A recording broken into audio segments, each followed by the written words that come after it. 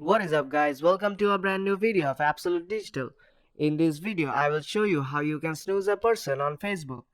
So let's start this video by launching the Facebook app. Now to snooze a person you have to see their post on your newsfeed first.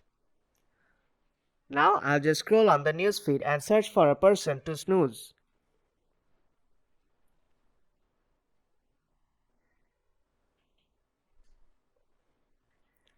Let's snooze this person's post.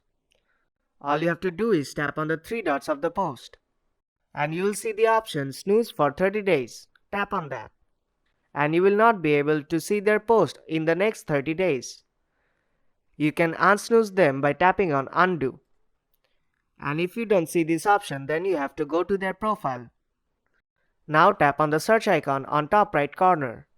Then type in their name and then go to their profile. Now you have to tap on the three dots and then tap on snoozed. Then tap on end snooze. So if you find this video helpful, then do drop a like and make sure to subscribe for more tutorials. I will see you in the next one.